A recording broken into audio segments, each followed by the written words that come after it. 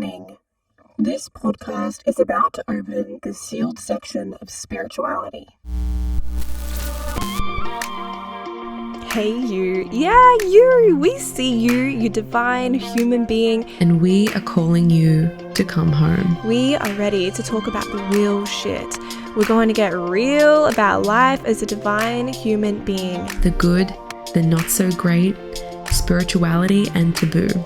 Divinely Human is the podcast that's all about what it means to be human in a spiritual context. We know it's not just about being spiritual, it's about being human too. And that means changing poopy nappies and channeling angels. Sometimes even at the same time. It's time for us to stop making other people's noise our own soundtrack of life. Let's make some waves together so that we can all ride them together and create deep resonance, a sense of home in this crazy world. Pour yourself a coffee Or a glass of wine if that's your potion. and sit down with your new favorite spiritual sisters As we go on a journey together into what it means to be a divine human being. on this spiritual journey. Hi, and welcome back to the Divinely Human podcast. My name is Tanita. And I'm Aleisha. Thanks for coming back and joining us for another episode. We have spent the last 25 minutes trying to get technology underway, but that does not diminish our excitement to talk about this topic. And of course, it was delivered in the most divine way. So I'm really excited to talk about this. I kind of want to chat a little bit about the preconceived notions of what a spiritual space holder or teacher actually looks like, because you brought this up to me, Aleisha, this morning, and I was thinking about it this morning. Like, I literally was looking out on the train thinking, God, we have some preconceived notions around what that looks like. And yeah, I don't know. I want to know like where it's been coming up in conversations for you, because I know it's been circling a lot lately. So I was having a conversation last week with a good friend who's also in the spiritual space, and she had contacted me last year. We were just speaking last year, or the start of this year actually, and she'd taken some time off. And we were speaking about how over the Christmas period we were feeling really like we just didn't even want to be in the space at all. And I really resonated with what she was saying. And she was also saying, like, I don't even really know if I want to come back into the space, because I don't think that I could spend my whole time here. And like, I don't know if I'll be, I don't know how people would respond to that. And I said, fuck, I really feel the same way sometimes. Like, I honestly need that space away from the spiritual realm to be able to ground properly, because it's really intense. This space feels really overwhelming sometimes when you don't actually have that outlet of like everyday human things, speaking to everyday human people that aren't necessarily in the space either. So I feel like it's so beneficial when you do sort of get out of that little, space that we're in, a little hole, and just take some time out, because we need it. We need the breathing space. And I really felt that. And I kind of gifted that to myself over the Christmas period. What it's on the nearly like the end of April now. But I did take like January, February off. And it felt so good, and I feel refreshed and revived, and like I can actually re-enter the space and breathe again. But with everyone that I speak to about this idea of just disappearing for a little while and then re-emerging back in this space, in me included, I feel like there's this fear that the people in this community that are wanting us, wanting to come to us for various services, support, guidance, there's like this little voice in my head that's like, will they still take me seriously? Like, will I still seem like a professional at what I do? Will this, will that? And I think that it's a load of bullshit. I think it's actually better for us to take that space away, because it kind of allows us to just rebalance everything and get like our perception right, you know? I totally agree. I think from the beginning of when I started my business, I really came in with this like fuck consistency kind of attitude, because as a mom with a newborn baby and like wanting to support this passion that just had so much fire in me, I never wanted to put the pressure of like having to show up consistently and putting that pressure to perform on myself. So I really resonate with what you're saying, because I think it can kind of trickle over. We do feel this pressure to show up all the time, and it becomes like, I always come back to the reason why we start our soulful businesses, why we even show up in the places that we feel called to. It's like, I want to show up in this space because it genuinely makes me happy and I feel at peace and I feel, motivated and energized and inspired. But when I put that pressure to show up and maybe be a little bit more strategic than what's in my nature, or to please other people, it always takes me out of that. And it takes me so far from, why I even entered this space in the first place. I think we are such cyclical beings, and we enter new spaces to kind of change and move with the seasons. And so it only makes sense to like have to shift out of the places that we move into too, and add that polarity, add that adjustment, that realignment back into our nervous system, into our bodies. I don't think it's supportive to stay in one place no matter what we label it, even if it's the spiritual space. We are humans. We do need to go and live our human life and spend time off social media. I think something that I'm really battling with at the moment, I had my daughter's 3rd birthday on the weekend, and I was like, I want to vlog the whole thing. I want to take as many photos as possible. And after, I literally did not get one photo. And I'm like, that sucks. But at the same time, it was so beautiful because I was so present and I was so in every single moment with her. And that was beautiful. So it's like, it's tricky because part of us wants one thing and you can't really get it. I think it's all about managing our emotions and our mindset throughout it, because it's so important to have that change and diversity, Yeah, I really resonate with that. And I find that comes up for me as well, like that photo when you're like, oh, I haven't been like capturing this moment in time, or I haven't been like, creating that little capsule that you can look back on later. But then that other voice kicks in, like the grounded, like wise woman kicks in, and she's like, yeah, but you just spent like 4 hours in a completely present state where you didn't even think about that, or having to save a memory, or having to do this or having to do that. Like it's an ode to presence and being in the moment. And I think that that's beautiful. And I find that the people that I meet that do just walk to the beat of their own drum in the spiritual space and take the time they need to step out when they feel like they need to step out and then return back in, I find them to be some of the most grounded humans in the world. And it's like, I've spent a lot of time observing. That's what I do. I'm like a master observer. And I find I'm seeing this pattern in the space where it's like the majority of people that I find very overwhelming, and like, I'm like, girl, you need to go take like a silence retreat or something, like take some time off technology, because the energy they're putting across in what they're trying to say is genuinely erratic and ungrounded, are the people that are like scheduling their posts every day, like pumping out all the content just for the sake of pumping it all out, like throwing all of this information, all of these messages, all of this guidance, like every second of the day out at people. I find them to be the most unstable people in this space, because I can only imagine what's happening in their mind and their own field from being in this space for so long and not taking that time away. And I think that it is so important, so important. And I think it holds a lot of integrity to be able to reassess where you're at and what your capacity is and what you need to do to be able to show up again with that integrity, right?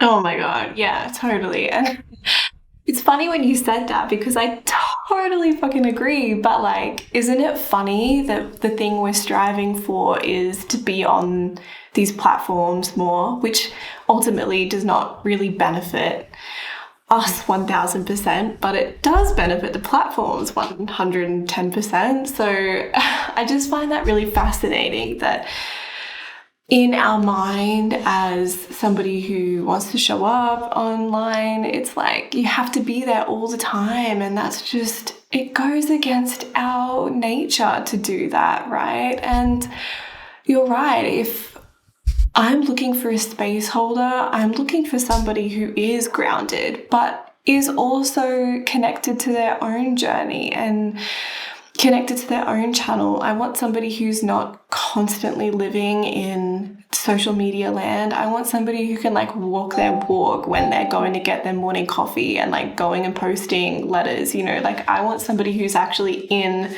this realm because that's where I am.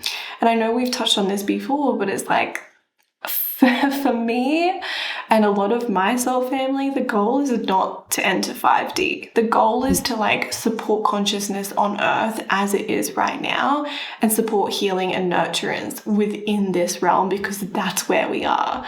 And I think it's fascinating that a lot of people are trying to pull us out of that. And while that might be a part of their mission, there's people that may be, you know, needing to connect with their true essence and that divine part of themselves. I just think that it can be so detrimental to pull us into one place for an extended period of time. And it's so easy to put that pressure on ourselves and tell ourselves those stories of like, well, I need to show up more, or I need to be on here more, I need to be producing more. But the truth is, like, we are so divine just as we are. And if we're not showing up in the ways in which we feel pressured to, does that mean you're not making an impact? I would tend to say no. Absolutely. And I feel like in taking that time away as well, you actually open yourself up to be able to bring through so much guidance and knowledge and support that it's going to help people with their actual lives, like their everyday lives. And if you're spending like 100% of your time in the spiritual realm, in the spiritual space, and you're not taking that time for yourself, like, I just question I don't even know what the right word is to use, but I sometimes question the support and the I don't want to say knowledge because obviously everyone has so much beautiful knowledge to share, but I just question like what they're telling these people to do when it comes to coping with their everyday life and working through and navigating everyday stuff, because I find that from a teacher archetype POV, and you're working with a like another student, I guess you could say, they kind of need that support in that everyday life realm, right? Like we're not here just to escape it. We're here to surrender to it. And when you said when you just said about you totally you want to be in the human experience and you're here to just like immerse yourself in that, I really agree with that. And I feel that too, because why would you want to sort of like live your life fighting something or trying to escape it when if you were to surrender to it and learn how to navigate it properly, you could have the best time of your life. Yeah, like this world holds so many opportunities. I think it's so fascinating, and I don't know if others will resonate with this, but when you connect so deeply to your soul and you remember and you are so deeply entwined with your spirit guides, you really do become so fascinated with this world and everything in it. Like the ability to sit on a couch and like hug somebody else and like sexual pleasure, all of these things, they're so magic, and they wouldn't be what they are without the doubt, part of the fear that comes up, without that polarity, because it's what makes it tender. It's what makes it so sweet. And if anything, I want this to just be a reminder for anybody who's feeling that pressure to just breathe and trust that you are being divinely led. Like, I know for me, these past couple of months have been really hard because I've like upped my role and capacity in my corporate job, and I feel like I'm being pulled away from my spiritual business. But where I am now, I understand that it's so important for me to have 2 feet planted in this role, because I know I'm not going to be in it forever. But there is always that struggle inside of us, and I've really been working on just allowing myself to feel at peace with where I am and knowing that it's all going to make sense to me one day. You know, it doesn't always have to make sense in every single moment. I think that's part of us wanting to, you know, overanalyze every single situation that we're in. That's just such a human tendency to have. Yeah, agreed. And so thinking about that, and then the aspect of how energy works as well, it makes me wonder. And I think that I've noticed this just in I can't speak for everyone, but I speak for myself when I say that if I find myself running from something or trying to escape something, it chases me. It multiplies. It expands and multiplies and like caves in on me, because I'm putting it out there to the universe that I'm like, okay, I don't want this. I'm running from this. And the universe is like, oh, you want to run? Oh, yeah, I'm going to catch you. Amazing. She wants to run, guys. Let's just send her all this stuff to keep running from, because that's what her intention is. And I think that is one of the biggest like harms in the whole like escape the 5D movement. Escape the 3D movement, is that you're kind of putting it out there that you don't want to be here. You want to escape, right? So how is that going to serve you? How is that serving you? That notion does not serve you. Instead of, okay, I'm going to teach myself. I want to surrender to the experience. Like what deliciousness can I experience in this beautiful 3D world? Like what beauty in this realm can I learn to embrace and allow that to enrich my life, and just stop and smell the fucking flowers instead of just trying to board my rocket ship and fuck off.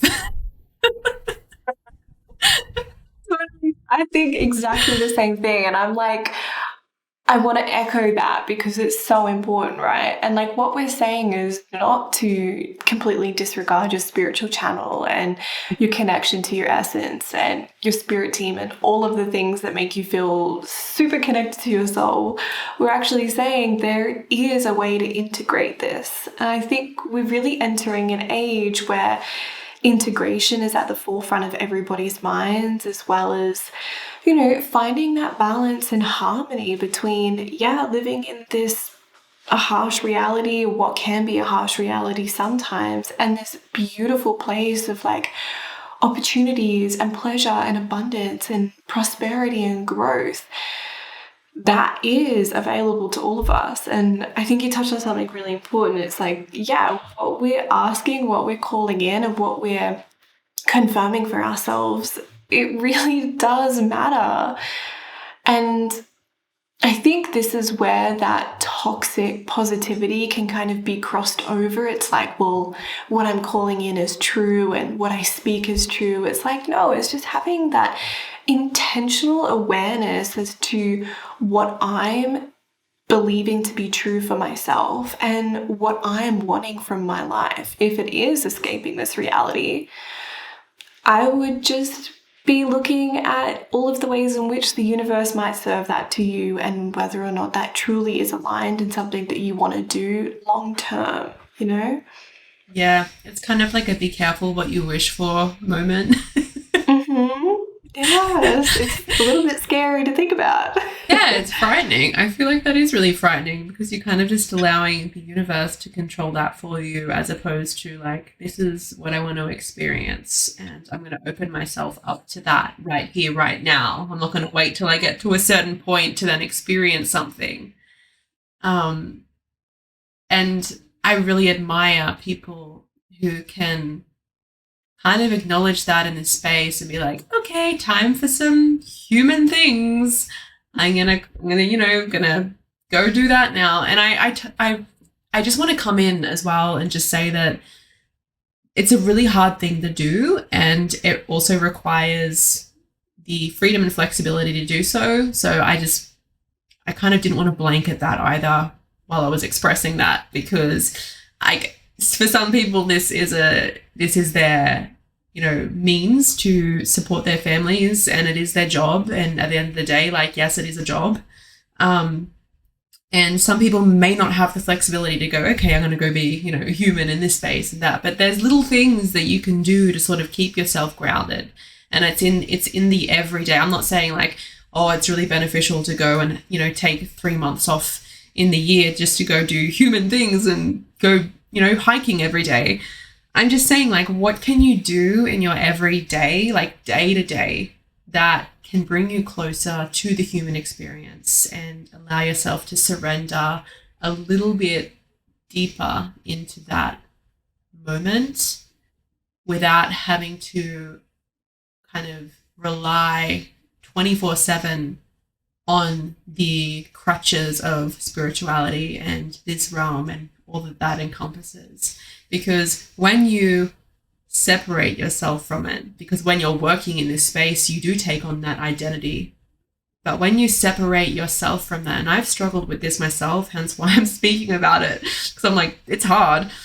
It's hard to kind of then push that identity to the side and just be the human. It's hard to be Aleisha, like just me, without the titles, without the, oh, I offer this, or I do this, or I provide this, or I hold space for these people, or I know about this or that, or whatever. It's just hard to be me sometimes because of the amount of time I've pressured and pushed myself to consistently be in like that mode, that spiritual mode 24/7, because I felt like I had to be, otherwise people weren't going to take me seriously. So it is about the little things day to day, I feel, that we can kind of integrate into our lives and our routines and habits that allow us to just soften and surrender into that experience a little bit more to keep us grounded. I really resonate with that, like so much. I think it's so natural for us to want to go all into an identity, especially when we are making our livelihood off it. I think it's so easy for us to attach so much to these different archetypes that we embody, especially when it's relating to work. I've totally struggled with that too. And it's hard because for some people it will mean taking a complete break if that's what feels good for them. And for others, it's about incorporating those little things that you can do on a day-to-day to support that balance and harmony. I think this is why, like, having that self-awareness is so key and so important. And also, like knocking the table is like bumping the camera. But also like not following anybody else's roadmap or plan for success, right? Because what you need in this moment is so unique to your own experience. And like going on a 3-month silent retreat may work for somebody who has the ability to do that, but for others it might not. So understanding what your options are and what you're feeling most called to is definitely so supportive. And just understanding that you're on a really unique path and you have really unique needs. And that doesn't mean that you can't get support from others. It just means that maybe you're going to have to be a little bit innovative or experimental with the way that you support yourself, right? I think this is a really big opportunity to play here and invite that that like flow and freedom and childlike play of like, well, what's going to work for me next? Not putting that pressure on ourselves. I mean, coming from a Leo North Node, me inviting that play is something that I'm always learning, but it's actually really, really helped me because it takes so much of that pressure off. Yeah. It's really important. It's when you acknowledge that too, it's like, oh, it's always like you ask yourself, like, oh, I thought I needed permission to do that from somewhere or something, or like some. But really, we have the ability to grant that ourselves. Like, there's no permission needed to be able to move from that mode of like, I don't know, like structure all the time to like play and make it fun, make it creative, make it interesting as well. And it kind of reminds me of that episode that we did, you know, talking about the feminine and the masculine and like how they both have those opposite, but also very much the same. Like there's different octaves of each of those energies. And I think that that's where you can bring that beautiful, like really driven, really strong and powerful and like doing feminine energy in, because you can kind of activate that creativity to go with it that makes it that little bit more fun for people. Yeah, we need some more fun. We need some lightness. Yeah, I think that the space definitely lacks it. And I think that the like very, very raw, real point of view here, but I think that the space, the spiritual space itself is filling up with people that feel like they need to be doing, you know, every single thing that everyone else is doing. It's like becoming an echo chamber of like the same thing over and over again. And I'm seeing people take away their own freedom in the space, their own sovereignty when it comes to showing up and how they want to show up. And I think, yeah, even myself, I find myself apologizing for not being present online in a virtual space. And I'm like, why am I apologizing for that? Like, I am not married to this space. Yeah, like I get to be the architect here. I get to decide how and when I want to show up, right? I don't owe anyone anything. I'm choosing to be in this space because I am a sovereign being who has done that. Like, why am I apologizing like the internet is my boss? Literally, you must jump on at this point in time. I see that too. I literally have seen that as well. Like, and I think that's why there's so many of us who are afraid to either jump in the game or, you know, re-enter the game after taking a break, is because part of the space does feel like just regurgitated offers and programs and people speaking, and there is that side of the reality of it, and it does make it hard sometimes to enter the space. But there's also the other side of that coin, which is if you are coming with a really centered approach to yourself and you are so devoted and committed to your own well-being, whether that's spiritual or human well-being, I think your commitment to this space is so needed and appreciated. And it doesn't matter who else is in this space. We're always looking for more authentic, grounded, open, loving people in this space. There's always room for more. So I would definitely challenge the notion that it's overcrowded and there's not enough room and that there's so many people talking about the same thing. It's like, yeah, but that happens in every single industry, right? Like, there's always room for more.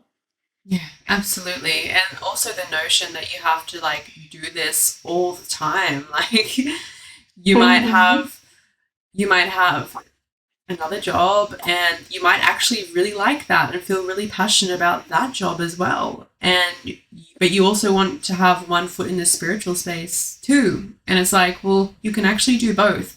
And you should be, I guess, respected regardless of how much time that you spend in this space. And don't get me wrong, I don't mean like you don't have to have experience to provide, you know, services and stuff, because I do feel like it is important to have experience, and it takes years and years and years to build that up, but you have to start somewhere. And I still don't spend 100% of my time in this, or I do, but I'm trying to cut that back right now.